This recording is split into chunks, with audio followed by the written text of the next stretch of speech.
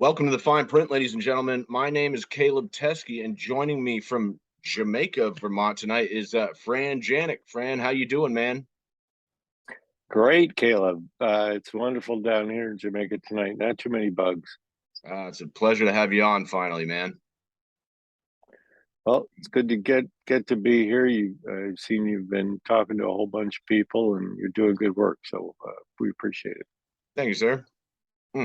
Now, I like to start every episode with a 5-minute life story. If you wouldn't mind, tell us a little bit about your background. You could give us 10. I'll give you 10 if you want. I don't know. We'll see how long I go. Well, as far as my work with cannabis and with the medical patients goes back to a friend of mine getting cancer, and he was ill with multiple myeloma and on dialysis at the same time. And at that time, it was still illegal to get any sort of cannabis, but we were able to get him a little bit of Jack Herer so that he could get an appetite and eat. But I really didn't know much about it. Going forward from there, I started working with a number of individuals here in Vermont. Mark Tucci among them, the gentleman who got the original medical bill. And we all worked hard to try and expand from Mark's work, which started during the Governor Dean's era, like that. I have been in many meetings and know that the State House has clean bathrooms and the food is good in the cafeteria. That'll tell you how many times you're up there. But we managed to get to a situation where we realized that we had to get home grow passed for everybody in Vermont.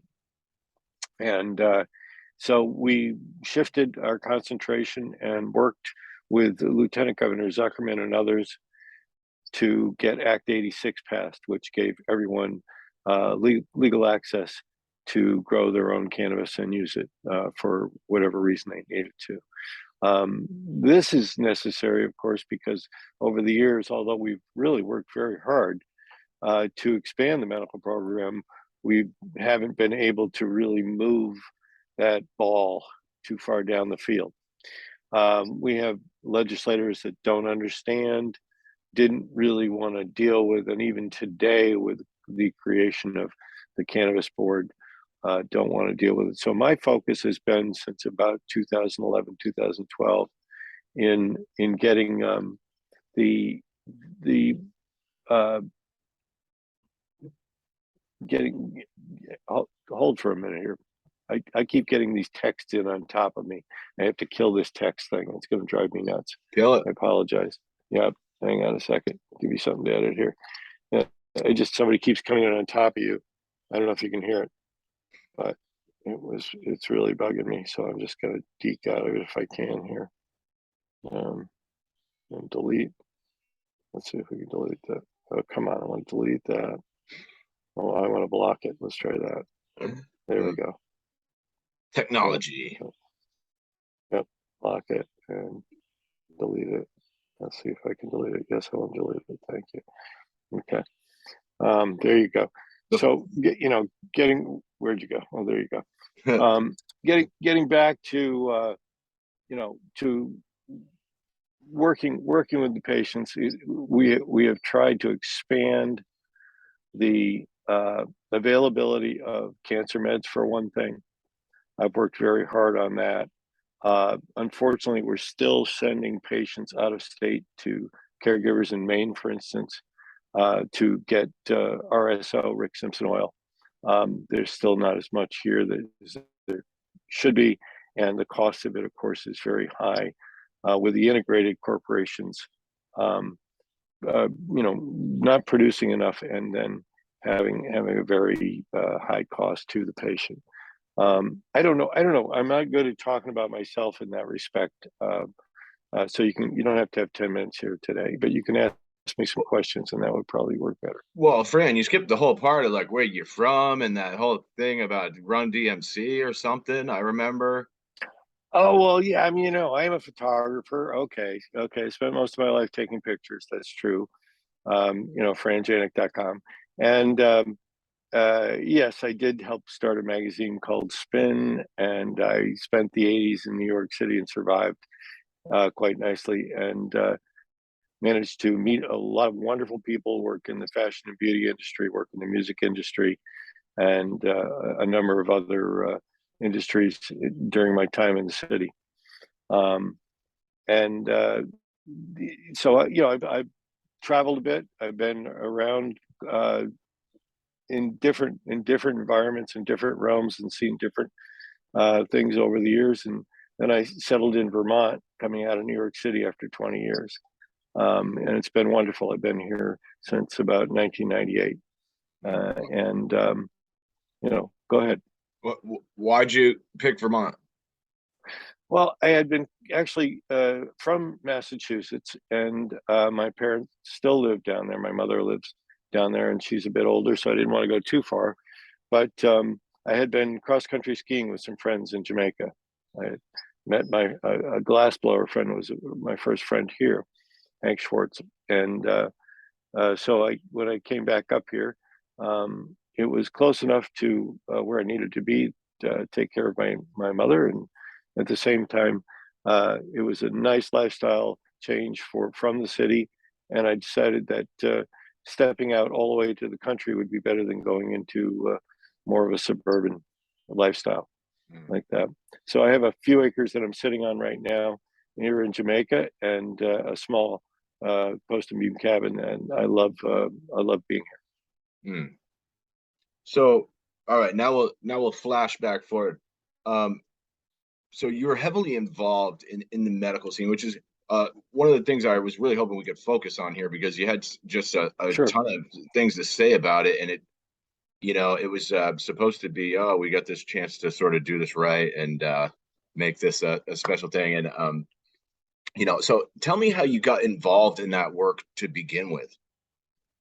Well, again, I was dealing with the friends with cancer, and then once I saw, I was actually the first guy to carry a plant into the first dispensary to open up, which was Vermont Patient Alliance in Montpelier. No shit. And yeah, and Kalev and Monique were really doing a great thing. Mark Tucci again decided to give them the first license. He liked what they were doing. Kalev being a physician, and Monique being a plant biologist. And I would see what was going on with the progression of how patients were being served or not being served by each of these companies, and Vermont Patient Alliance really did try to really be a leader in this, and I think they, for a long time when it was a mom and pop shop, they did a wonderful thing. The other three licensees, the two licenses originally, Champlain Valley and Southern Vermont Wellness, had the two licenses, and their record is self-explanatory. It's less than stellar. Recently, Slang Corporation let go of the CEO and the brand experience officer and her entire marketing department. I think that was probably a good move for them.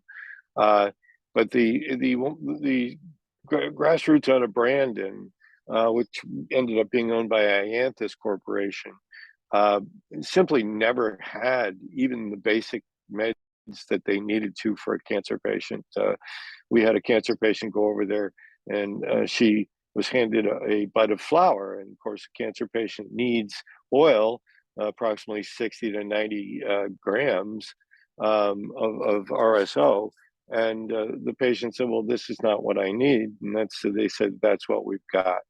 And so, unfortunately, what has happened to our medical program, it was designed by the legislature to be a monopoly or an oligopoly. It has been continuously supported by the legislature in this process.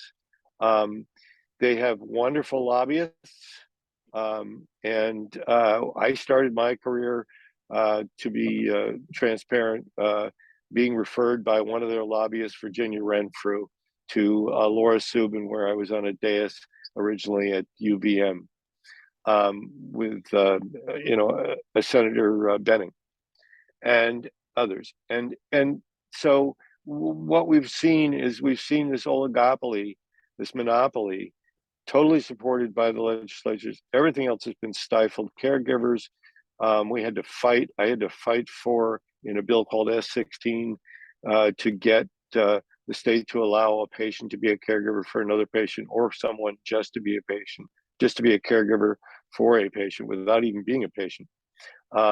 We recently, during the period of time where we've been working with the CCB, and by the way, the CCB, the commissioners have been great. They've listened to all of our suggestions and they've tried to act on them. But again, the legislature continues to stifle them. And the advisory committees are completely stacked with representatives from the lobbyist groups and from the corporations. So those remain kind of biased, extremely biased in that effect. But we had a thing called in S16 where we were able to get that one patient caregiver ratio. And, Maine's done a wonderful thing where they've had a 5 with a rotating patient caregiver ratio that works really well for patients. And we're hoping that they will go that direction. But even during the period of time where the DPS held the program, and the DPS only got the program because Mark Tucci couldn't get anyone else to take it. Health department didn't want it. No one else wanted it. So over the years, this stepchild of a program that was never supposed to take any money from the general fund, but would later bleed money to the general fund in the form of 300,000 and 400,000 respectively, was controlled by the DPS. And whenever there was an issue with a violation by one of the integrated licensees, these things were swept under the rug repeatedly. It's been said that it goes as high as a deputy commissioner and possibly the previous commissioner, but I believe it went as high as a deputy commissioner. My information tells me that. But it's just that each of the individuals in charge. I mean, the DPS even tried to make it so a patient couldn't be a caregiver for another patient. I forgot to finish that thought, and we had to inform the CCB board that that was indeed so, and statute had not changed. So you see, we've been fighting all the way along this battle where they have a lot of money and we're working on lunch money and gas money. They want to control that market. Now the growers associations and the other growers that are out there now are doing an excellent job of thwarting this in any way they can. But we still see that these people in Montpelier, these people that are in government, may have had a piece of the pie, if you will. They've been invested in these companies. If you're next door neighbors to the CEO and your wife works there, you might be invested in it. And that was a government official who, by the way, just left, I believe.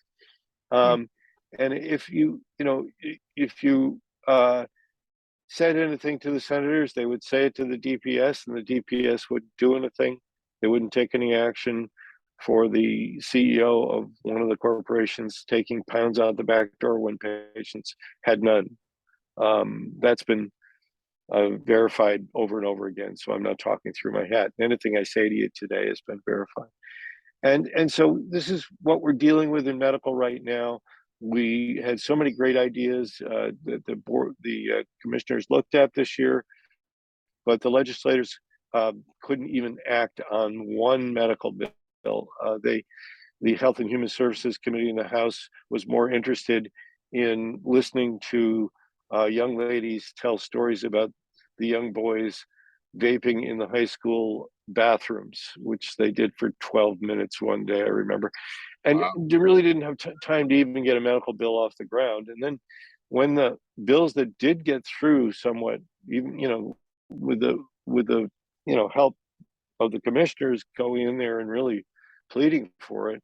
I remember Senator White in a Judiciary Committee meeting one day stating, boy, look at all these cannabis bills we have to deal with. I'm getting tired of these. And, of course, we're pulling our hair out saying, why don't you just let the board that you created do their job? Take the handcuffs off. Stop restraining them and making it impossible for them to actually make this system work. So what we're dealing with now is a system that has been stagnant all the way along, that we had to push very hard to get any traction on any changes. And where now, if you're a vertically integrated corporation, you can grow as much cannabis for a patient as you want, where a patient grower is limited to the 2 mature and 7 immature plants. So the inequities are just, they're right out in the open. It's clear that the legislators are listening to the lobbyists for the corporations, and it is a noble fight at this point to get any changes that are going to really help patients. I know the commissioners want to do it. I've spoken to them. I know they want to do it. They're trying very hard. So again, this is not about the commission not doing their job.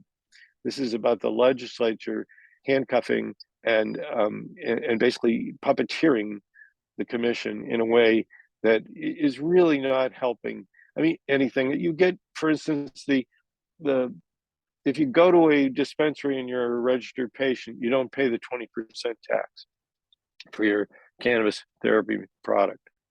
But they wouldn't even allow the retail stores to provide the same service. And we have these limited locations for patients. We don't have enough availability. We don't have enough affordability. And, over the years, even without licensing, there's been a group of people out here that have been taking care of people, that are actually providing products for free because they can't charge for them, that are spending their own money to take care of their fellow Vermonters. When we have a situation here where the only thing that any of these corporations have been touting to their potential investors is the limited licensing market, and the fact that they have two licenses in 2 out of 3 cases. We've got 3 corporations owning 5 licenses.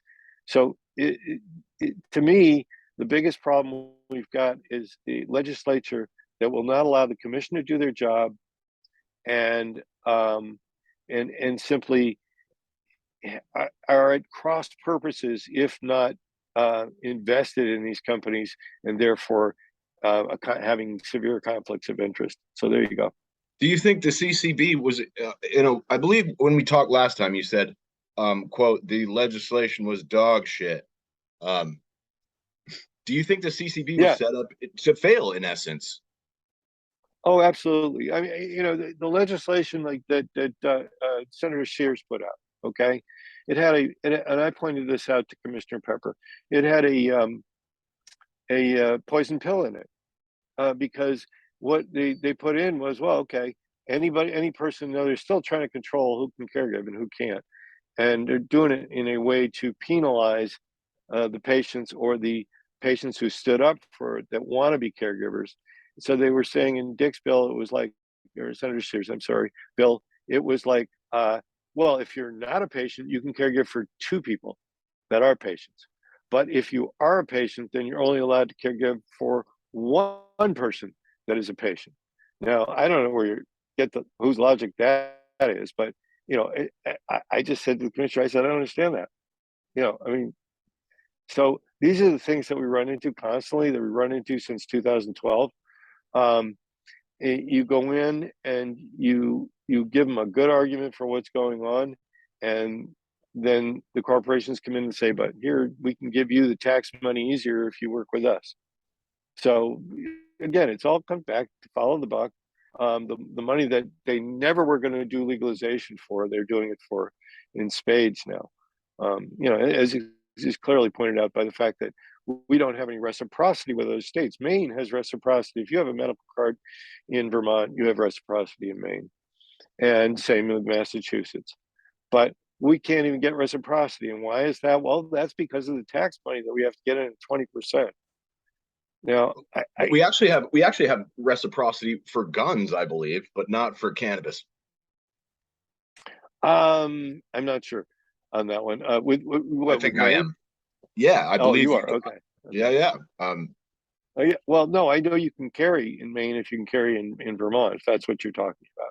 Yeah, that's what. Yeah, but, so I could take my gun to Maine if I wanted to, and I could, That would be Yeah, okay. you can, but as long as you're not exceeding, well, Vermont is, as long as you're not exceeding the laws of the state that you're from. So I don't know what Maine is right now, It's but I just would assume, wild to me that you're allowed to bring a gun to another state, but we're still arguing over if I could cross the line with a bag of weed. yeah, well, I mean, then there's New Hampshire in between, which is even more interesting. If you're a patient in Vermont and you have glaucoma, then you're okay in New Hampshire because it's on their list. But if your condition is not on their list in New Hampshire, then it's questionable whether you should be having your meds with you when you cross New Hampshire. So there's all sorts of conflicts caused by the 75 years of lies that have been told about this plant. Okay, it's all down to that. It all goes back to that original situation where more than 75 years. I think I'm a little slow on this right now, but have been told, and people believe them, and so to get them to undo that thought process and say, wow, I was really told a lot of lies, is taking a long time.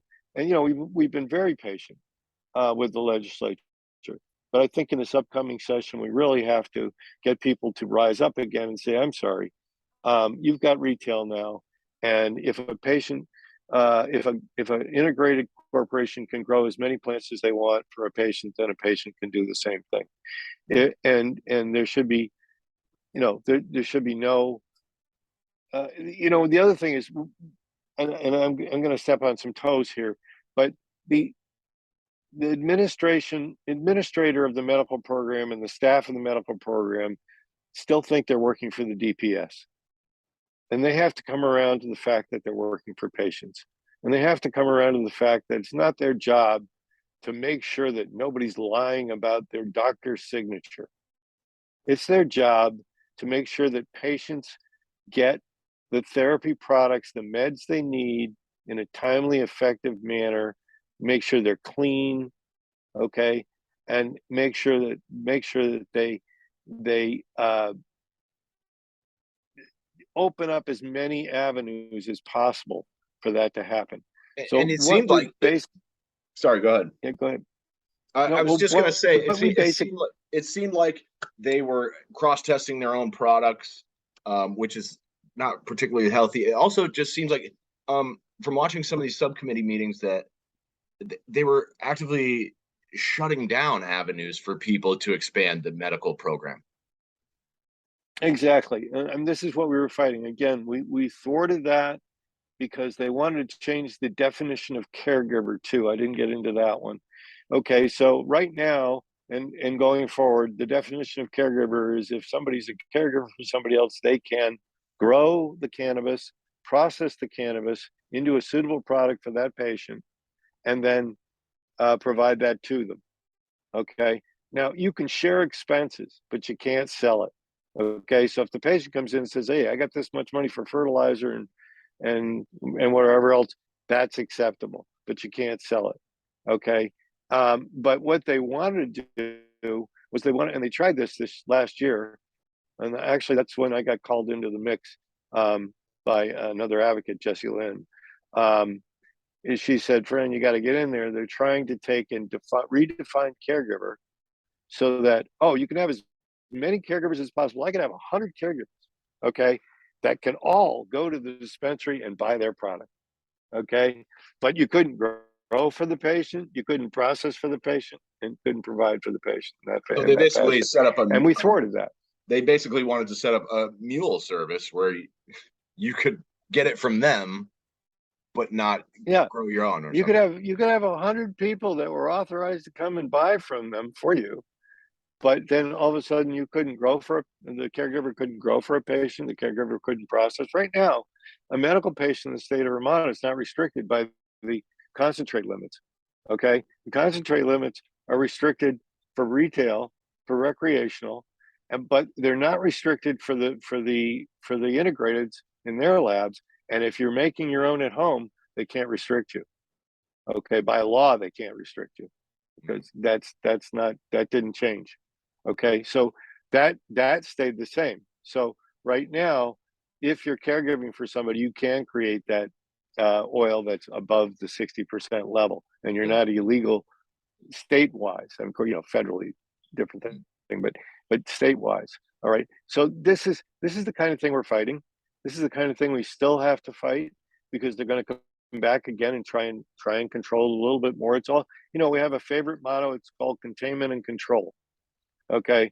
And this has all been about, all the laws about this have been about containment and control from the beginning. And one of the things that they've got to come around to in the legislature and elsewhere is that as this evolves to legal retail, then containment and control is not as necessary.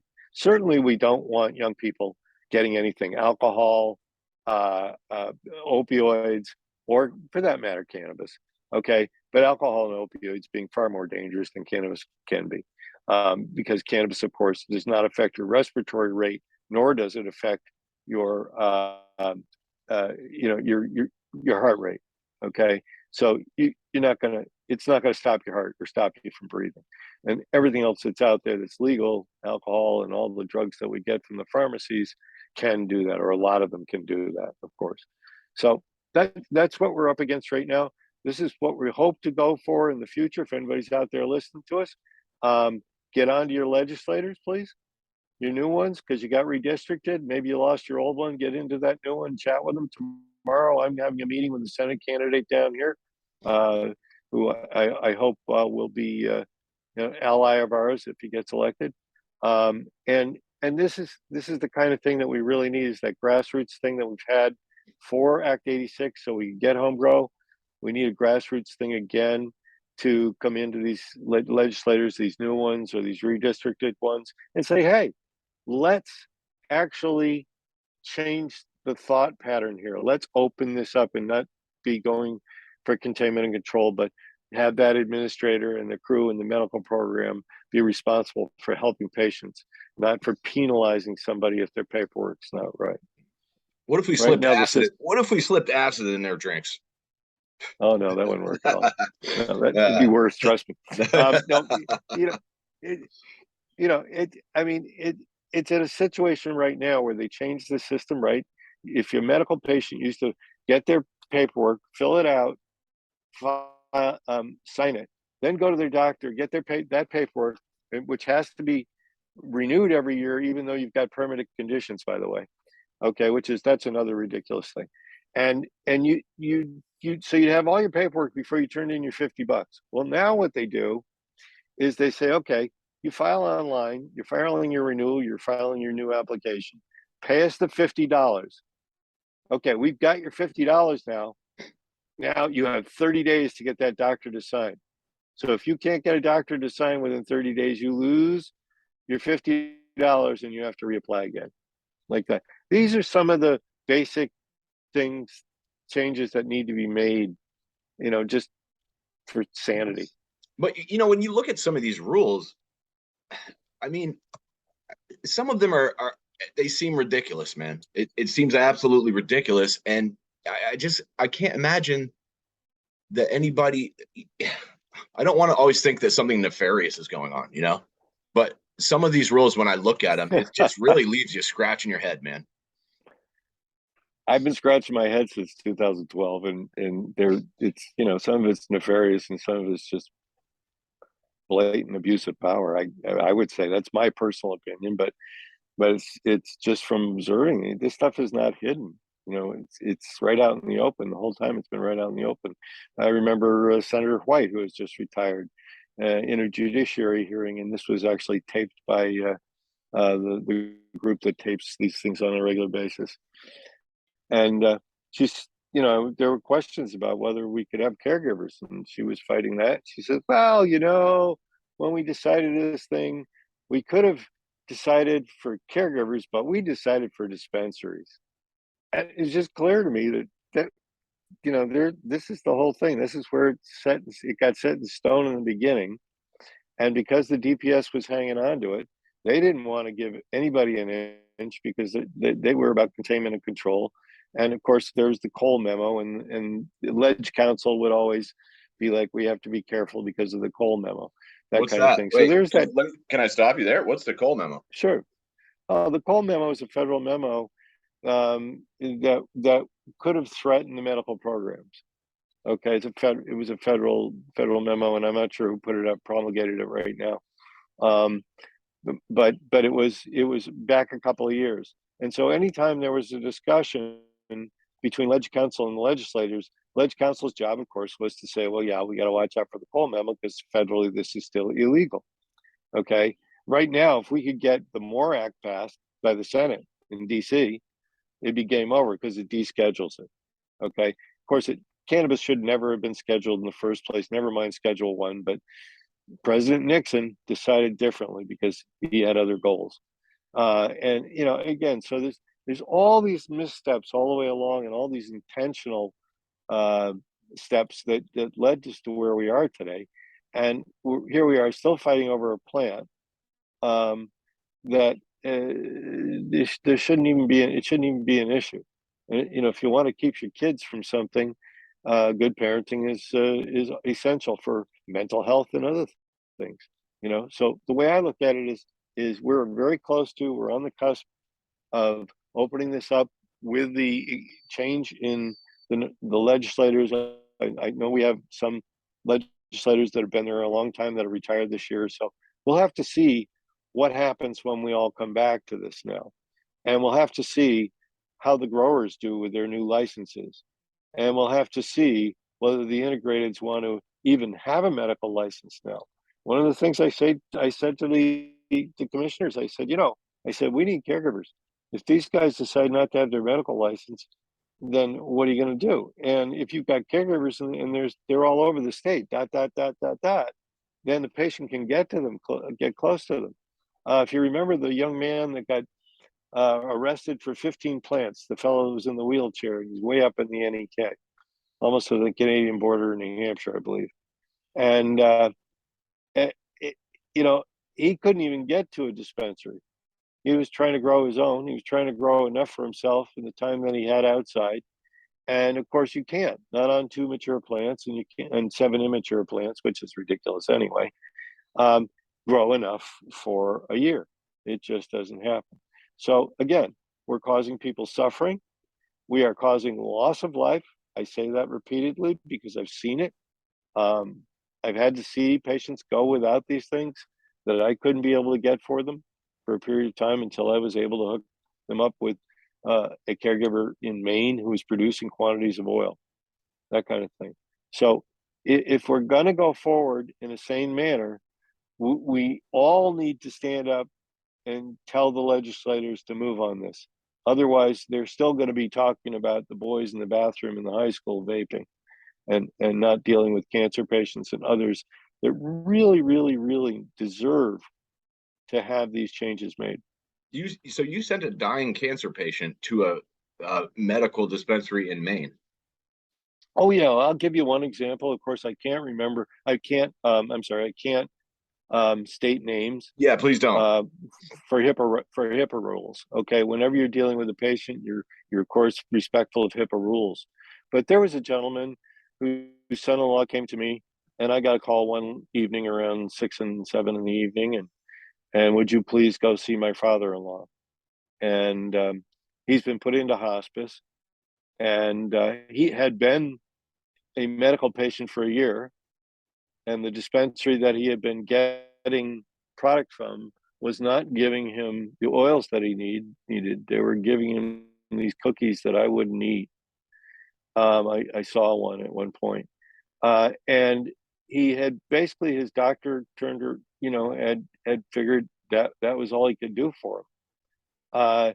So that evening, I got all together my business outfit and went over and sat down with the gentleman and his wife, and I had just made for myself some RSO.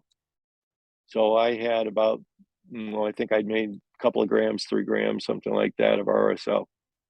And later he would dub it the green goo.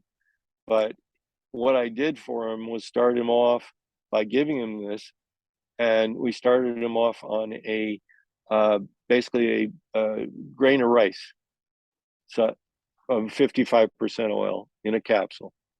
And we got him going. I got some right over there. Yeah, that's what the guy said, a grain of rice. Grain of rice, and you don't want any more. You do become habituated to this afterwards, so you're not going to get as high going down the line. And after a patient does 60 to 90 grams, they don't want anymore. It's not an addictive thing. Um, but basically, we got him to use that particular oil, and during that period of time, I had made a connection with this caregiver in Maine, and so because this gentleman had a card in Vermont, we were able to get him um, from that caregiver the oils that he needed, and he went through an entire 60-gram protocol. And months later, his doctor called up and said, "How is he?" And his wife said, "Oh, he's fine. He's out in his shop cleaning it up and starting new projects." And so, had we gotten to this man a little earlier, I think we would have been able to give him a little longer time with his family. But as a result, he had 7.5 months of quality life before he passed, and he was able to eat and sleep. And so this is the kind of thing that's not happening because of the profit motive, because of the containment and control, because of the thwarting of the caregivers that are out there, that you just, they can't continue to do this for free all the time.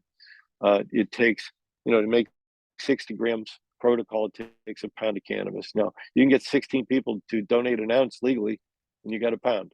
Now, they'll bring their ounce over, but it's hard. Let me ask you about this protocol. It sounded like you said that's a one-time thing. So you do like this massive dose, like 60 grams or something. Like, how does that work? No. No, not at once, but like, that's all you do, Yeah. and then you stop.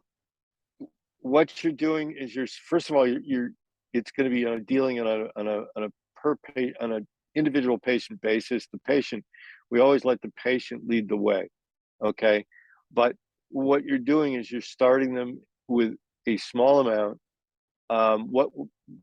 What the caregiver in Maine is able to do with his product is it's called relief ratios, and what he does is he can make a 5 milligram capsule, a 3 milligram capsule. It can be a 1-to-1.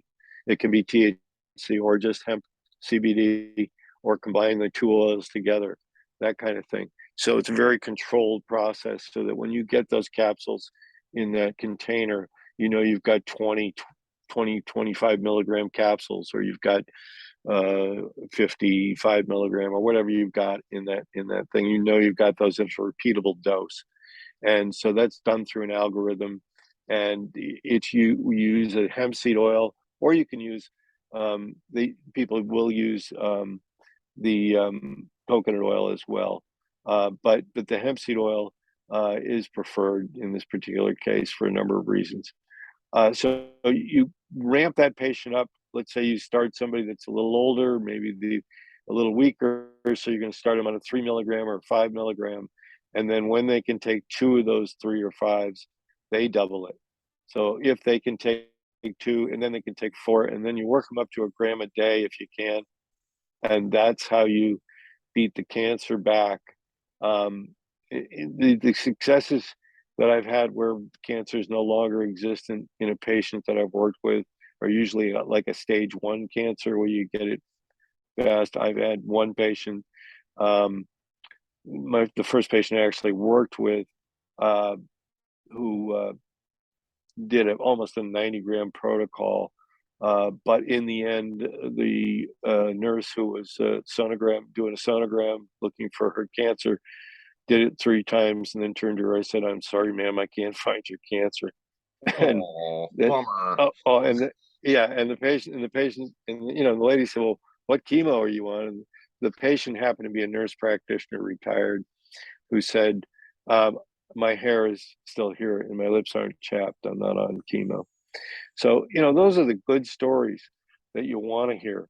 And what you don't want to hear is a patient scrambling for something that they can't afford. Most of these people can't afford it. So if we get a whole bunch of people donating clean, usable flower, and we get the capability for caregivers to have up to 5 patients, with a rotating patient in case you lose one. And again, earlier this year, they wanted to take the caregiver's license, and if you lost your patient, you paid for that license for a year. But if 6 months down the road your patient died, they were going to say, "Oh, you're no longer a caregiver." Wow. And I was like, "No, no, you really can't do that." So I got him to compromise for the moment, but it was a weak compromise in that, oh, well, you'd get another 6 months to get another patient, or you get some time to get another patient, Why is that there kind of such thing. an insistence on just nickel and diming people to death here? Well, again, this is all the lobbyists. You've got the Nekrasen group, really great lobbyists. They're invested in these corporations. They're invested in what they're selling. Okay, and so you've got all these people in the government that have a piece of the pie, that have a piece of the action, even if it's a small one. And so, what do you need for us to be successful? Well, I need you to get rid of the competition, or I need you to stop these people from helping other people, so that we can, we're the medical, you're not. Okay, but and yet they forget that I was one of the guys that taught the first grower at Vermont Patient Alliance how to make RSO. It was Brian Barry and myself.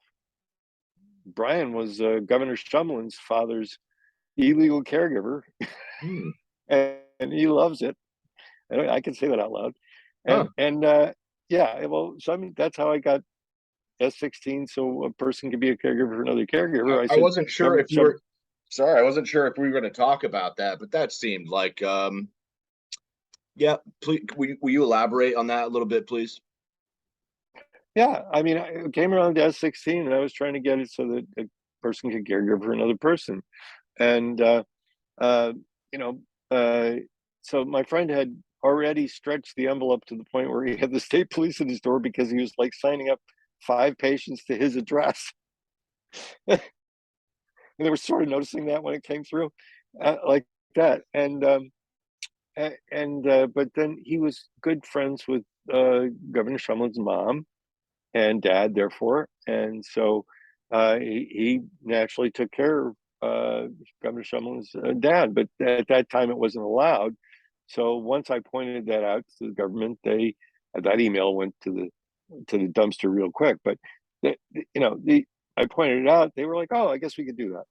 So this is the kind of thing that we've had to do all the way along, is kind of play hardball So you kind of just have to to. get.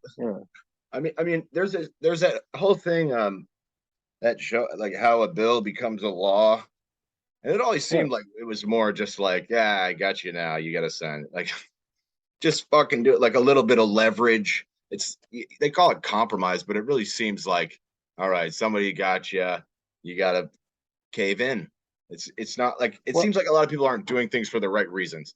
It's they're doing right. things Well, because they're pressured to. you got that, and you got the personalities in the legislature. When we had H511, which became Act 86, H511 went from the legislature to the governor. The governor took a look at it, and he took it and he tossed it back like a football, right back at him. Well, Eli and I both knew the personalities involved, and we said, "We've got it. We've got it. They're going to throw it right back at him. They're going to change it slightly, and they're going to throw it right back at him." And they did. Nice. And this is how these things actually work. You have to know the personalities involved. You have to know how they're going to react to each other, and you have to anticipate that with the curvature of the earth thrown in. And then you can, you know definitely get you factor in the curvature of the earth, and then you know approximately where you are when when the bud hits the fan, Hmm. like that. So then the governor signed it. Now he I don't care where he signed it. He didn't have any sort of a celebration for it, but that just saved me lunch money and gas money that week. That's all. So we appreciate what Governor Scott did for us at that moment in time. But I mean, when But you look at these other states, I feel like my friend told me he was growing out in California for medical patient. He could have like 99 plants. yeah, well, I mean, you in Maine, it's far more advanced, and this is what I've gone to the commissioners and I said, "Hey, look at the Maine caregiver system. You don't have to remake the wheel.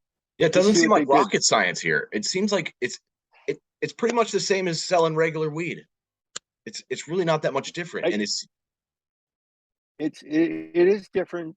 No, it's not the same as selling regular weed, because really when you've got, like, one of the things that the corporations said to us, admitted to us, was they couldn't grow for individual patients. They're growing a mass crop. They're growing 100 plants of X and 100 plants of Y, and 100 plants of Z. But if patient A doesn't need X, Y, or Z, and he needs B, then you're not going to get anywhere. So when I'm growing for if I'm growing for a patient, or if I'm growing for myself or whatever, okay, for that reason, what cultivars you want to grow for that patient. If I've got a cancer patient, I may need 5 to 7 cultivars mixed together to make that good RSO, because that makes it a stronger oil attacking the cancer cells and saying, "Hey Really? guys, you're really old. It's time to die." You put a mix Yeah, of a bunch absolutely. of different flowers, yeah. Blending is crucial. Blending is crucial when you're doing that, and if you understand the cultivars you're working with. So if you've got a series of caregivers, and and you're taking care of 5 people, you can say, okay, this one, and this one need this, and this one needs that, and I can put that together. It's a lot of work, but you get a more personalized approach to solving the problem. You're creating a medicine that works for that specific need, rather than shotgunning and just throwing a bunch of bud at somebody, and saying, "Hey, catch a buzz." That's not the point of it. The point is, to, in some cases, people really appreciate not getting as high, but getting the relief from the pain. I know one patient Okay. that used strawberry Slurpee. Mm. Okay, and Mm. strawberry Slurpee sounds like great, doesn't it? And strawberry Slurpee, it turns out, is excellent for somebody who's got spinal spurs. Mm. But it's also good for that patient who doesn't want to be high all the time during the day, but wants to have that relief from those spinal spurs. That's an actual patient. Mm. Okay, so you pick that. If you've got somebody with Parkinson's, you want THCV. And so THCV is more effective for that Parkinson's, and that bit of information came from Stuart Savell, who's unfortunately passed away. He was one of our great activists, one of the people I was privileged to work with at Vermont Homegrown. It's that kind of thing that we need to do to make our program shine. We have a D- to a D nationally, and we've had it all the way along. Yeah, it's Yeah, disappointing. it's right. And these companies, I can say this now, um, because these 2 people are gone now, but you know, Champlain Valley used to clean the house just before the TV cameras came in. The employees would tell me, "Oh yeah, the day before we're going to give our interviews to everybody, and that's also the same day the state would come in and inspect. They'd go willy nilly and clean the place up like that." So hopefully now there won't be aspergillus in the grow room, or stachybotrys and that kind of thing. Really? Black mold in Um, there? yeah, there was. My buddy, and And I'll tell you, I know the guy who's called in to clean up their powdered mildew issues and their mold issues there. And he said, I asked him, I said, when you went in there, what was your assessment? And he said, get rid of all of it. yeah, And they didn't listen to him. yeah, no. The thing is, like, the situation with the moldy weed being reprocessed through the supercritical CO2 machine. Those responsible are no longer involved, thankfully. But the at first I was informed by an employee from the Brattleboro dispensary who came over to an event on 420 that a group was having. This is back in 2018. And then I put it out on Facebook because I realized I didn't want to wait in case somebody could get hurt. And I was attacked by the salesman from the same corporation on Facebook. And needless to say, everyone rose to my defense. But then I went to HempFest in 2018, and that same salesman followed me around that day. What, at Burke? And I was told, yeah. Oh, I was You were bartending up there. Yeah, you yeah. were bartending. You were there for this. Okay. And so that person admitted to me during a conversation that they had done this. And then he accused another employee of telling me. And that employee that he accused was a gentleman who I would meet later that day. Okay. And that gentleman would tell me that he quit his job working the supercritical CO2 machine because of this problem. And they were forcing him to do this. And those two employees didn't know each other. So when you get that kind of detail into it, and you've seen all these things go down, and then you've got another employee telling senators that, yeah, in fact, I don't want to be involved in what's going on here because that would make me a felon, that kind of thing.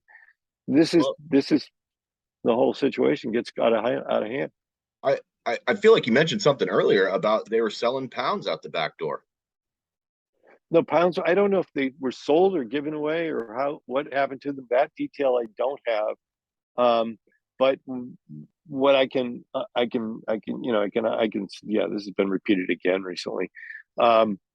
It was that the CEO would go in, and this is accurate detail. The CEO would go in to the back room, take whatever the CEO wanted, okay, and then there would be a list of all the products taken out because all those things had to be accounted for by the state according to the rules. And there would be a list sent upstairs that said the CEO took these, and all of the products that were taken were then distributed into accounts of patients who never came for product because you're only allowed to have 2 ounces at this time per patient. Okay. And so these patients would come in, they'd sign up with a dispensary, they'd either find out that they couldn't afford it or they'd find out that the product was too expensive. I mean, that was not good, basically, was contaminated or didn't wasn't effective. Let's put it that way. Not always contaminated, but it wasn't effective. And so they would never come back and they'd go to the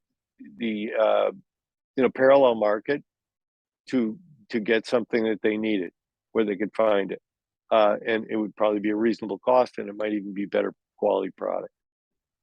So then now they're redistributing all these. They've taken this ounce and that ounce and this jar of that and this and that, and it all goes into patient accounts. So it all lines up with, oh, we're serving over 70% of the patients in Vermont. Right. Any questions on that one? I can't make this stuff up. That's if I went to Hollywood and I tried to make this into a film, some guy would say, get real. But that's what went down.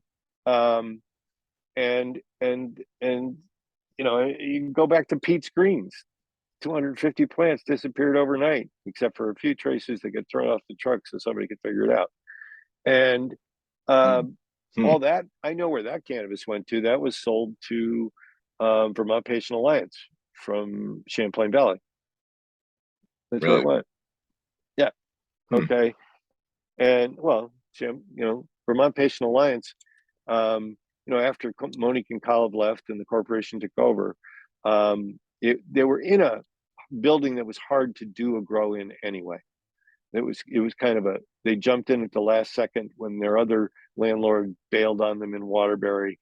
So they got stuck into this steakhouse with parquet floors. Okay. So we all went in there and we watched them, bring in plants that were already screwed up with mold and other things. And we said, okay, they're going to learn real quick because they're going to learn the hard way. But going down range, they got so much powdery mildew and spider mites in their main room that it Chernobyl. They had to seal it up. Okay. They sealed up the main room and they were growing in a garage area of the building. Okay.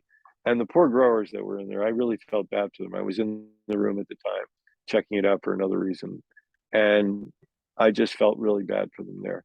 Now they do have a good greenhouse set up in another location. I'll give them that.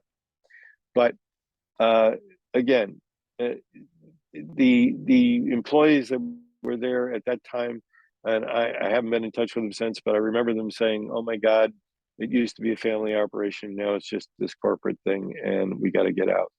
So they're pushing out all the good people that know how to grow, that want to be there to help patients, that kind of thing. So once again, this is a call to arms as far as I'm concerned. I thank you for giving me the airtime to shout it out.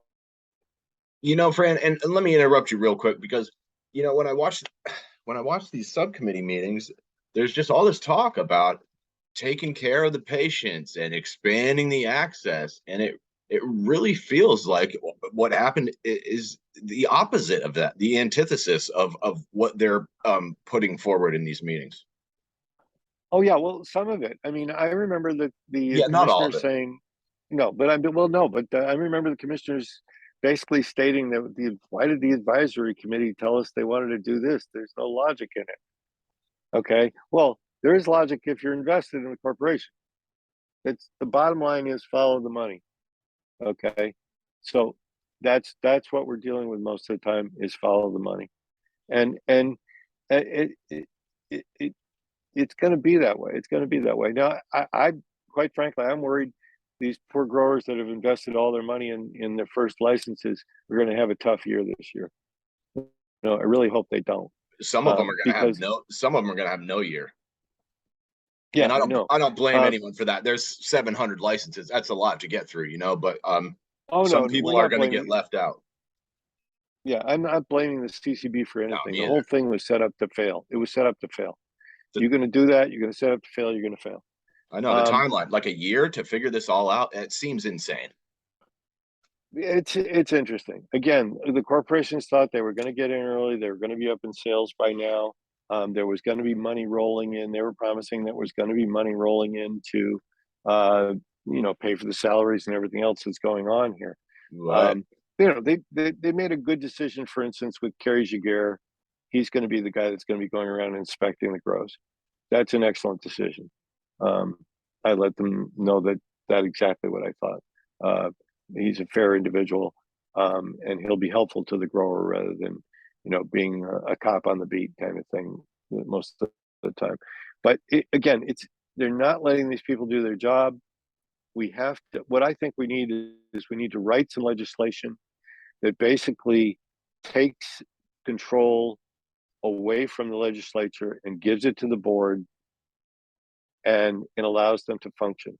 You know, if you tie one hand behind my back, I can't take a picture really well. I I thought need that both hands for the camera. I thought the phrase control board was kind of a misnomer. I was like, this is not Yeah, control. This is window dressing. I don't know. right. It's containment and control, and from the legislature's point of view, and yet they get tired of dealing with all the cannabis bills that they have to deal with, I know. and yet they won't release it. We've seen a lot of people leave this year. 30 some odd people left the legislature and Yeah, like government. a third of the seats are up for grabs, right? Or something like that. Right. So we may see some change as younger people come in. This could be good, but this is just a call to wake up, talk to your legislature. I stood up at town meeting in Jamaica and I said, maybe you don't need this therapy right now. Maybe you'll never need it, and I hope you don't. But if you or any one of your family members ever needs this therapy or needs it in the near term, it's going to be a problem. And so this is what we're dealing with. That's what I said the last meeting. I said to them, I said, okay, we're stuck again. We haven't moved. And until we do, there will be suffering and there may be loss of life, because of this. So, and it's not just cancer patients. There's other issues as well. Um, People that are on the spectrum, people with anxiety, MS, all of these things. When you've got a situation that's working in Maine, hey, let's bring it to Vermont, or at least let's bring part of it to Vermont, and let's bring people into these advisory boards and into the positions of power to help patients, Now, not just to sit there. sorry, didn't you say you applied to be on the control board? Oh yeah, well, my friends asked me to apply for the commissioner's Ah, job, but when he got the job and I first met him up at Burke Mount, I turned to Commissioner Pepper and I said, well, I applied for your job, but I'm glad I didn't get it. And we laughed. Okay. But I did actually apply to be for the job that Kerry Jaguar just got, because I've been doing that kind of compliance work without a salary for many years. And I felt that I could be a positive force in this situation like that. But really, I'm not focusing on myself more. I'm focusing on trying to get the system to function. And I truly think that the commissioners are listening and we'll make changes that will make it easier for patients, make it more comfortable for patients, where you won't get a curt reply from somebody if you're simply asking them to change an FAQ that you find confusing and misleading. And let me ask you this, Fran. Okay. One of the things that really drew me into this story was this the medical licenses getting sold off. Um, I thought that was a shame. It's before we even have a retail market, you've already sold off our licenses to out of state companies. Like, if we're gonna have a medical program, like you said, like, shouldn't we keep that as local as possible? It means less packaging, less transport, less energy costs, all of that kind of shit. And if you're growing on a smaller scale, usually it's easier to control. It seems like. Well, there's so many things that happen that we haven't gone through, but it would take us days to go through it. And so if we skip back for a little bit right now, and we go to the situation where they were going to be getting more licenses. There were 2 new licenses coming on board, and or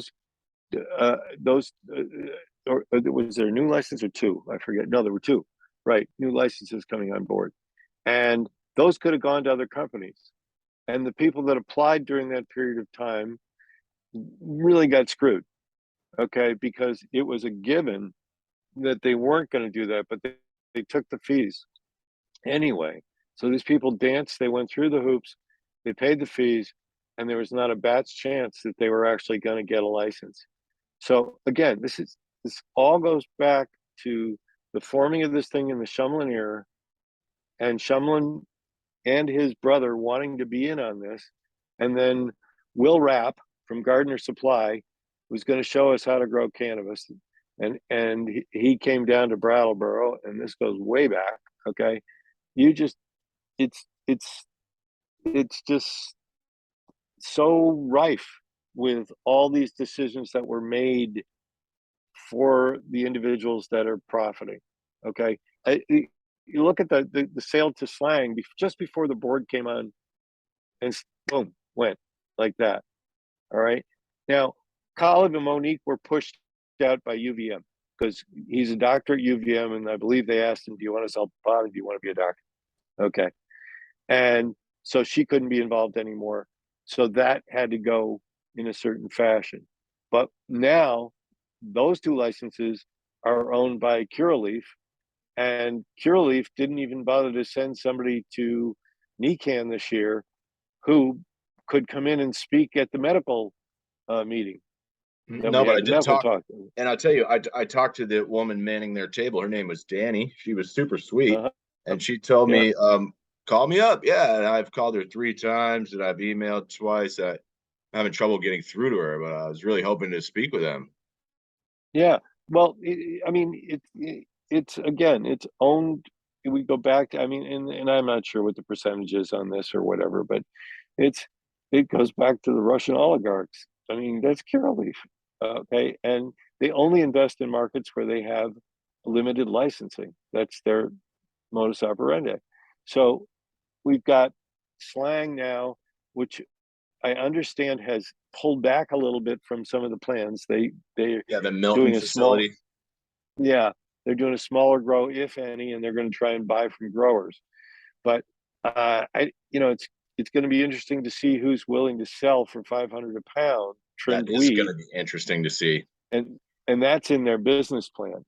So, Well, well, if they're yeah, forced to go out to growers, it's going to put the pricing options back on the growers. Where like if you're shopping around, you're $500. you Like, need if you're a grower now, and once this thing gets going, all you need is a retailer. I mean, right. you can be a wholesaler if you want to be, if you want to buy crops and then cure them and hold them and then sell them again. That's fine too. But it's just again, it's just all been focused in this one direction, for ease of getting the taxes from. If we only have to get taxes from 3 companies, then we're only dealing with them, and they're all set up, and they've already given us money, so that's good. But like I said, we had a $300,000 disappear before the CCB a couple of years ago. It got taken out of the program because nobody did anything with it. There was 500,000 sitting in an account. Yeah, And how Lindsay Wells, the I was program curious about that. I administrator, meant to did circle nothing. back to that. I'm sorry to interrupt you, but you mentioned the money that kind of got absorbed into the general fund, and I was just talking Yeah. about that with someone. Can you tell me how is that money gathered? Where does it land, and how did it get absorbed over there? All right. First, let's go back just 1 second, and we'll Yeah. say that when this program was formed, when they signed the bill for the medical program, it was part of the legislation that no money would ever be taken from the general fund. No tax dollars would be used to support the medical marijuana program. So fees are the only things that were in the account. Fees from the dispensaries, fees from the patients, and all these things built up to around 500K in the account. Now, there's a rule in Vermont law that says if somebody doesn't do anything with a certain amount of money and it lays there fallow, basically it ripens, then the uh, the general fund gets to take it. The finance department gets to usurp it. Now, had I been the administrator, obviously I wasn't. Had I been the administrator, I might have said, "Hey, I've got a whole bunch of cancer patients that can't afford their meds. Let me see if I can use this money for them." Okay, that didn't happen. It got usurped by the general fund. So here's a program that was never supposed to take from the general fund, that never had any tax dollars in it, and the fees were taken back, even though they weren't tax dollars. Okay, so then you go on from there to the point where just before the CCB gets on board and the legislators writing all this legislation, was it 156 or 154? And I think the last bill, I One forget the six number four. anyway. Yeah, don't quote me on this. Okay. 164 maybe. Don't quote me on that one. But and they said, "Oh, look, we've got $400,000 in the medical program that we can use to start the retail program. Let's give it back to the dispensaries." That's what they did. Okay, they just pulled it into the retail program, and that's how they started to make the retail program work, was to steal money from the medical patients again. So, you know, and the board, I mean, Amelia and everybody else got up and said something in the meetings, and the board wanted to do something about it, but they couldn't. They went back to the legislature and the finance department and said, "No, no, no, no, no, you can't do that." You know, Oh, the so finance department saying you can't do that. That's cute. Yeah. yeah, right. So again, the medical patients, all their fees and that they're paying, and for a patient that is low income, that they can't afford the fee, all of a sudden you're not a medical patient anymore. Okay, Yeah, or or if you can't gas get that money. doc, How about gas yeah, money to get to a dispensary now? right, exactly. I mean, again, you still got one in Burlington, Brattleboro, Brandon, and Montpelier, and the rest of the state is SOL. Okay, and I mean, I, I've I've when I had people working at I had employees that were working at the one in Brattleboro bring me product to try that they would take home. I'd take one hit and I wouldn't take another. Okay, it was that bad. Yucky. So yeah, it was. And that was So Southern you Vermont know, Wellness or something, right? yeah, Okay. misnomer. Um, the um, the the it's just, I don't know. It's depressing at this point, It is to be honest depressing, with you. man. It's I think Yeah, we owe medical patients better than that. Like, they would never say, like, you yeah, never go to a hospital and be like, we're gonna subscribe you Oxycontin, but there's an Oxycontin cap, so we gotta dial it down. Like, like that's probably not a great example, but it's like, no, yeah, especially with all of the, like, I know some amazing growers here, and it's a damn shame that yeah. we're letting people just grow moldy weed and repackage it and sell it to cancer patients. That's closer to a crime than a business, really, if you ask me. Yeah, well, the integrateds are allowed to use 13 chemicals on their crops that I wouldn't touch if I was growing. Okay, to mitigate problems. And you've always said it. If you've got a huge crop and you've got investors, you can't afford to lose that crop, because if you do, that's what's going on. If I'm a small grower and I'm a caregiver and I lose a plant or two, I can do that. Throw those plants out. you And know? that is an argument that was made at this first subcommittee meeting on the medical program, which the dispensaries were using to say why they didn't want to put home growing at the forefront of the bill. He said, well, if a patient puts all that money into a little home grow and then they lose the whole grow, I mean, that's their whole medicine right there. It's like, yeah, but that's not like a 10,000 square foot factory. That's a couple of plants. You can recover from that. When you lose that much, a lot of people are losing. Maybe your employees are getting laid off and shit like that. Well, and of course they wouldn't say, well, gee, maybe we should give them some more plants just in case they lose a couple, you know? Yeah, right. Right. Right. So, They let I you mean, have the again, minimal amount of plants and then be like, well, if it gets fogged up, what are you going to do? It's like, you kind of, yeah, yeah. yeah, yeah. Carry on, So, sir. right. So again, this is where we're at. We're going into the new season. We're going to have to go in guns blazing, okay, figuratively, of course. And we're going to have to all stand up and say, hey, wait a minute. What is the logic? What is the reasoning behind limiting people that have medical cards, that have medical needs? When you want people to sign up for these cards, there's no reason to. There's just no reason to. And you want to continue this medical program, but even your medical integrated corporations are hemming and hawing about what they're going to do Yeah, right. because they don't see a profit. They don't see a profit in it. They get their retail license and be happy. The only reason they don't want to get a retail license right now is because then they're held to the same standard as the rest of the growers. If they only have a Might medical have to license, test independently, huh? right, they might have to test independently. I mean, hey, like that. And uh, so this is it's we're back to square one. We've advanced in some ways. We're away from the DPS.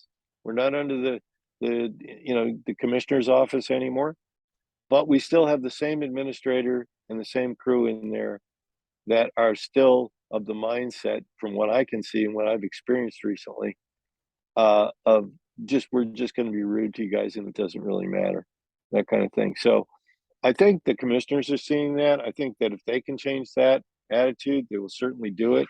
Again, I'm not faulting them. I'm just glad that the program was able to transfer from the DPS and get out of there, and that now it can evolve if we can get the legislators just to let go of the reins. So I think writing a bill and submitting it to your legislator and saying, here, do you know how to write legislation? Sure. If I don't, somebody else does. And we all sit down and write one.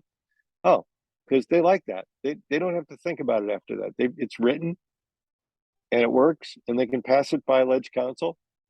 And that's how the lobbyists do it. They write the bill. So that's the one thing that we haven't had as much as the corporations have had, is all that money to get somebody in there hired and paid all the time. That is And kind of the and issue, isn't it? yeah, it really comes down to it. I mean, 20 of us really pounded the pavement for quite a few years. And we did our work, and we between Vermont Homegrown, which was a Facebook page at the time, and when Eli was the advocate for Hetty, we could literally get 2 or 3 thousand people to take action within a couple of hours. And that's the key, because when they see 50 people in room 10 on a Tuesday morning at 10:30 listening to David Zuckerman, who was lieutenant governor at the time, they go, what's going on? And they all look in. Oh, there's 50 people in there. Well, times 10, that's 500 right there. That's the way they look at it. One is 10, 50 is 500. Hmm. And so I just encourage everybody that's listening to, to get out there and take action. And don't be afraid to say, hey, you're wrong. Um, hey, why are you restricting these people? Hey, that's not fair. That's what I'm doing. You know, yeah, you are. It's John, sorry, Fran, that was a all sneak right. into the next question. I wanted to ask you, I have a little note here about John Rogers, and I was wondering if you were, I have to interview him on Friday. I was wondering if you worked with him at all on this. Sure. There's a lot of pictures of us in the State House together. Mostly when he was talking at a podium, or I was, or something like that. Senator Rogers, it was a great loss to the state when he didn't file his paperwork on time and couldn't run as a Democrat. He found out what it's like not to have a D next to your name. Everybody just pulls the lever. But I think that John has given many years of his life to the state of Vermont. As you know, I visited him on his farm, and I see him really producing a nice crop of hemp. And I'm sure if he does cannabis, he'll do that well too. You got to give him credit for. I trying to remember exactly the number of years, but he did 16. I think it total 15 years total. 16, I believe. Yeah. Okay, I was going for 18, but what the hell? Okay. I'll add a couple for him. But half in the Senate, half in the House, and I've seen people go through this kind of experience, and so you just got to thank him for the many hours and all the energy. I know at the end he was a little bit controversial with some of his comments to somebody. I forget exactly why, but I would go into combat with this guy any day of the week. That's the way I look at it. I think the only thing controversial about him is that honesty is frowned upon in politics. Yeah, direct honesty can get you in trouble in a lot of places. If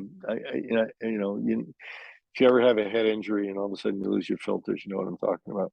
Well, I never had a filter. I'm working on one now. It's a new development. I bonked myself on the head one day, and my filter took a while for the filters to come back. But I don't have too many either. So,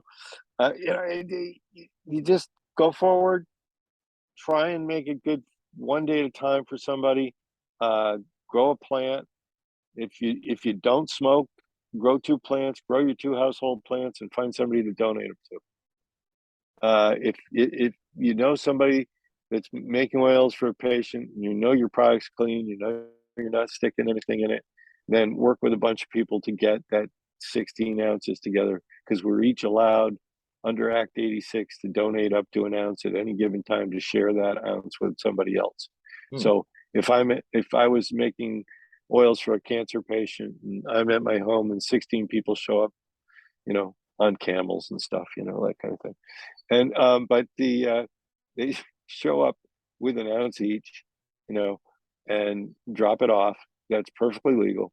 And then you can take that, you've got that in your household now, so that's your household weed. They can't say a word about it. And you take it with a safe ethanol process. And I repeat, safe is key here. No butane, of course, nothing like that is allowed. But because we were able to save the ethanol process, you can still work with the ethanol process.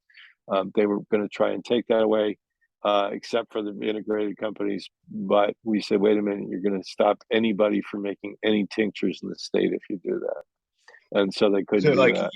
Yes, we are.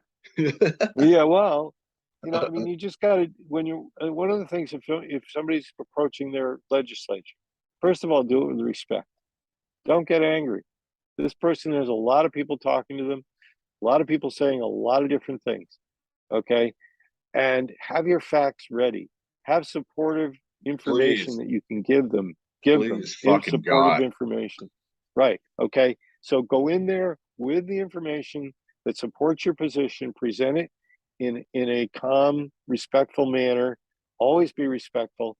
I know a former lieutenant governor, but when I talk about him in public, I talk about him as Lieutenant Governor Zuckerman. And when I'm talking to him, he's my friend David. Okay. But if I go see Senator Pro Tem Ballin, just because I know her first name and we're friendly, I still respect that. So when you go in there, even if you know them by the first name, when you're in there, respect the position, give them the facts, and see one person at a time is how we convince people to get where we've got so far. One person at a time. So if you can change one mind in 1 week, and 10 people do that in 1 week, then we've got what? We got 10, and then another 10 do it. What was that math? That was hard, man. You got how many minds are we changing? I got I'm not smoking enough here. Will you tell me a little bit about I got to meet David the other day at his event in Williston.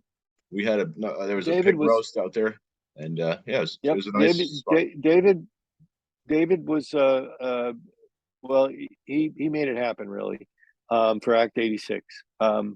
We were trying to get the votes. We had gotten through a couple of bills, H170 and a few others, and it came down to H511. And David pulled 12 of us into his office and gave us all his office and Meg, his assistant, and we all worked together to get the 80 some odd votes for Act 86. And over the years, he's just been really, really supportive. He originally had a bill called S95, which we kind of went up against way back when with S241. And 241 was a home grow bill with tax stamps where you could just buy a pound of tax stamps and put them on the ounces when you sold them. It was going to be simple. It didn't quite work out that way, but it could have been simple. So if we get David back as lieutenant governor, I'd say he's a good egg. We could either way we could do well with Senator Benning as well. They're both solid individuals that would be good in that position. Oh, yeah, so you like if either Joe, one of them gets in, huh? You like Joe, huh? Pardon? I like Joe too. I worked with Senator Benning all the way along, so I've worked with both of them, and I respect both of them for their different positions on things. And I like the fact that Senator Benning is a constitutionalist. But again, David is a fine lieutenant governor.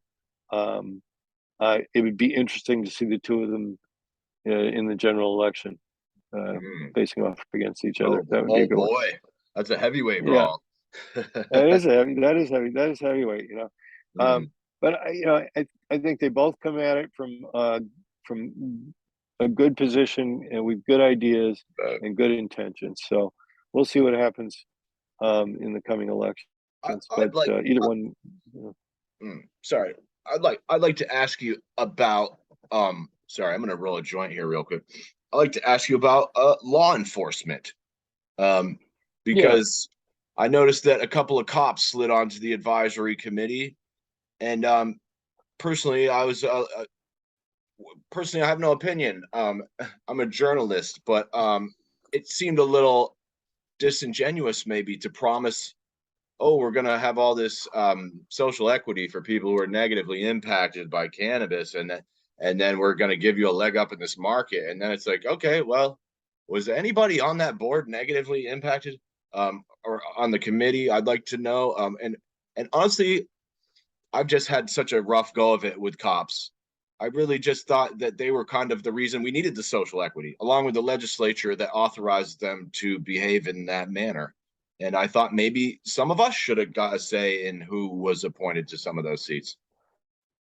Well, absolutely. Again, this was all very controlled, and it comes from the integrated corporations and from the legislators. You should have been with us when we were fighting for home grow, and the police officers would come in and sit in the hearing rooms with their guns on, and we'd all be sitting there with them, and maybe all puffed up, and we're going to stop this legalization thing and that kind of thing.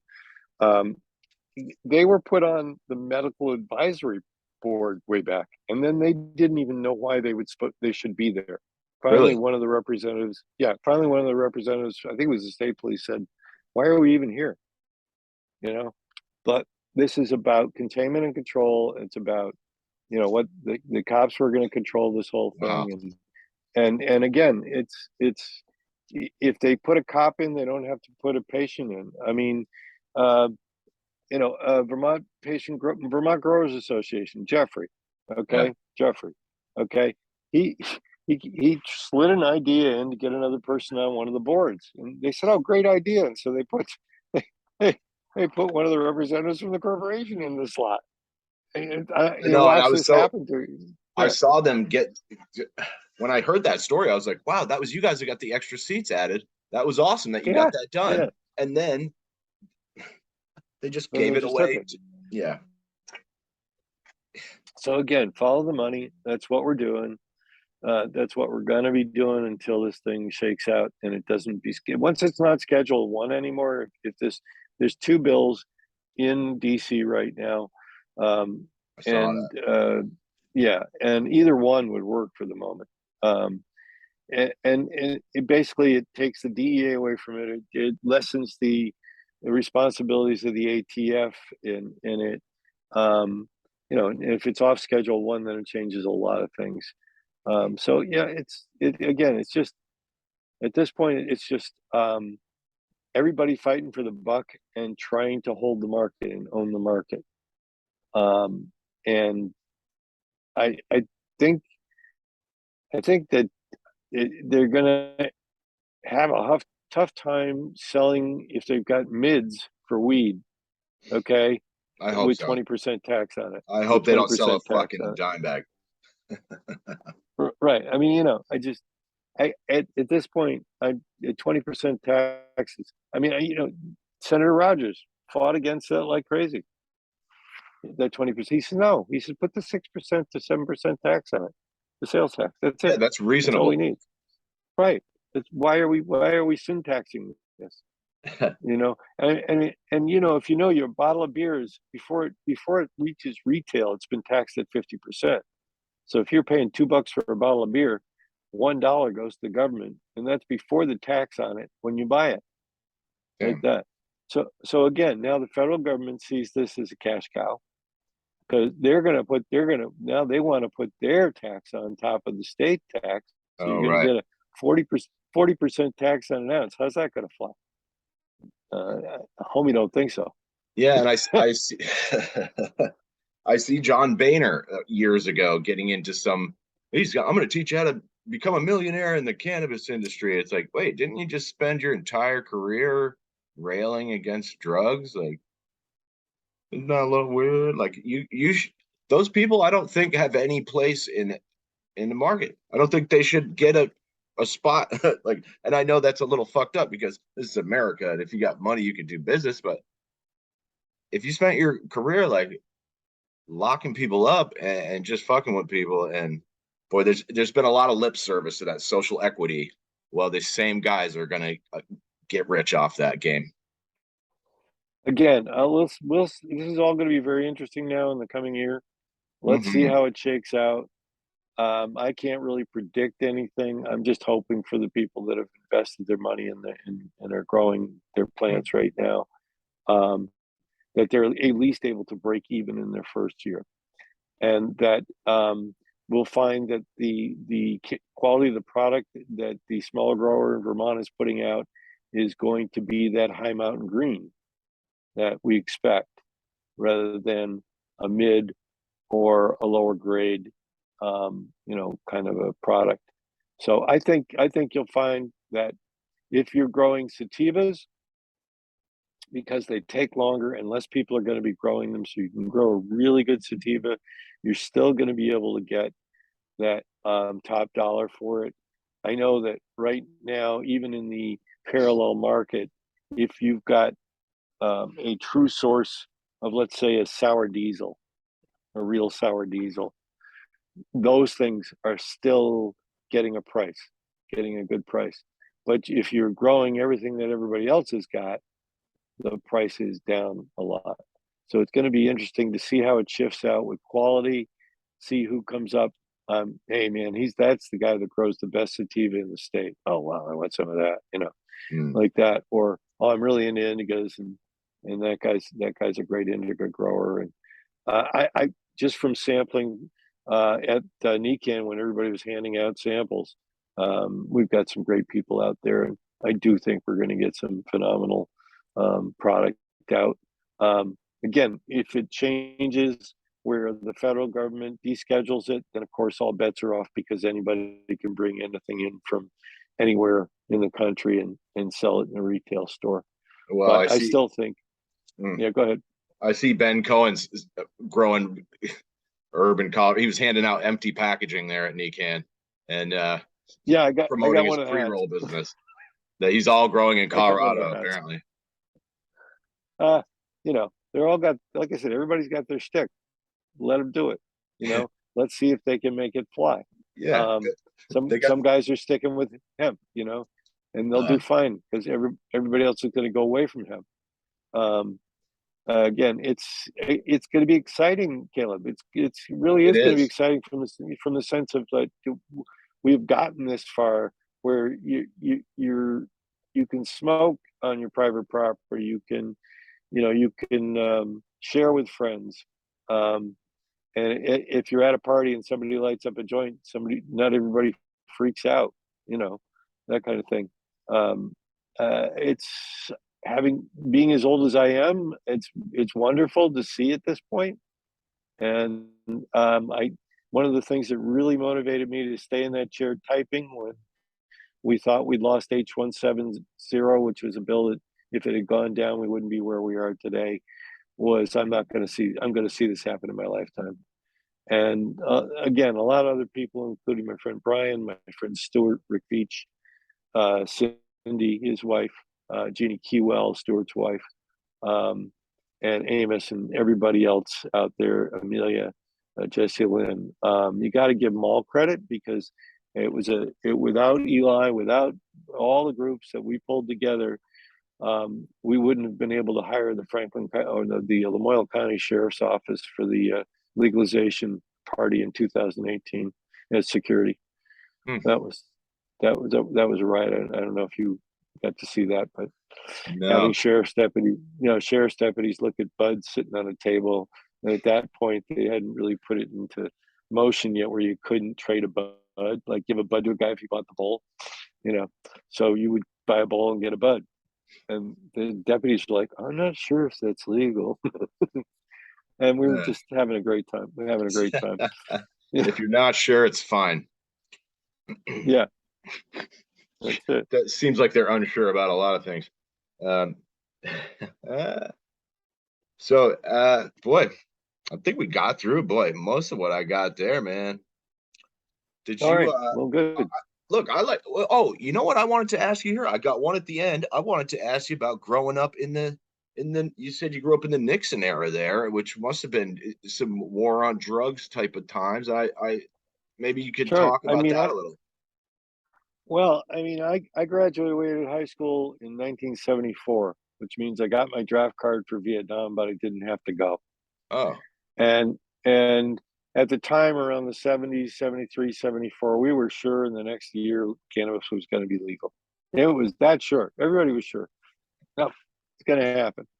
There was big push on for it, and that kind of thing. And then I wasn't terribly political at that moment in time in my life, of course, but uh, it just went to the other side, and everybody was just left with their jaw hanging. Really, is what it comes down to. I think sometimes when you look at these things, if you could see behind the curtain, you'd probably see that somebody had a very nice, tidy profit coming from an illicit cannabis business. And so why ruin that nice, tidy profit that you've got from that big thing already?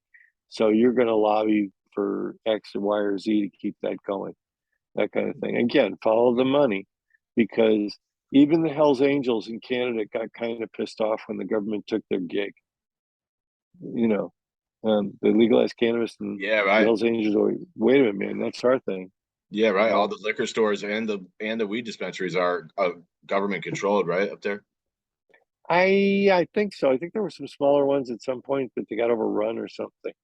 Um, I was working when I was back in 2012. I was working in the Boston Freedom Rally with Keith Stroop from Normal, and there was a young lady there whose husband was in an American jail, and I'm blanking on his name right now, but he was a big advocate, and he was selling seeds to Americans. That's how he got busted.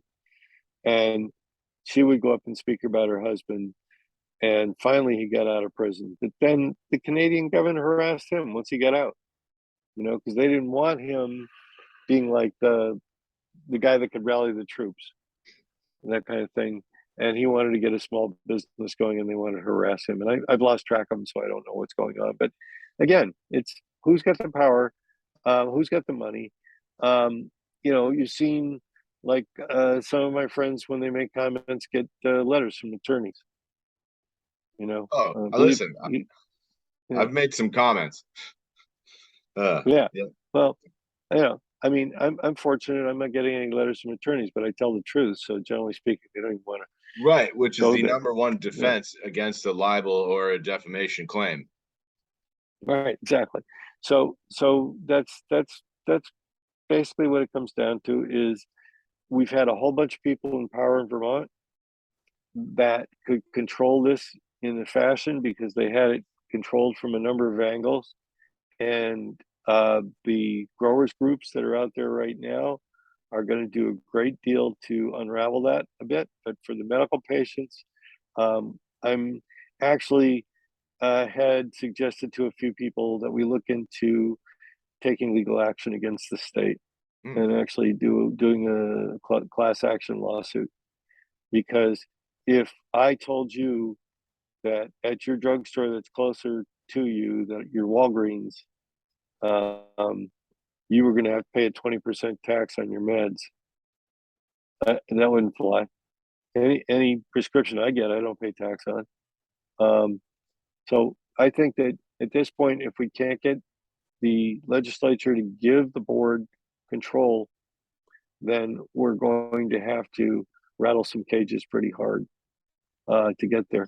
And I'm hoping that everybody that's listening right now will stand up and say, I'm mad as hell and I'm not going to take it anymore.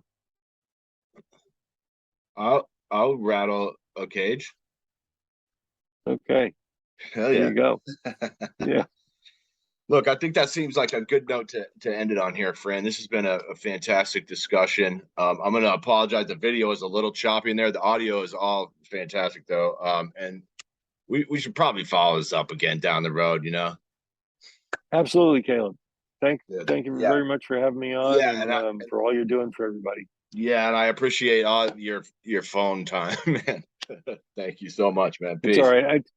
Well, Yeah, we got consolidated communications down here. That's all you got to say. nah, Catch you're you good. later. All right. Peace.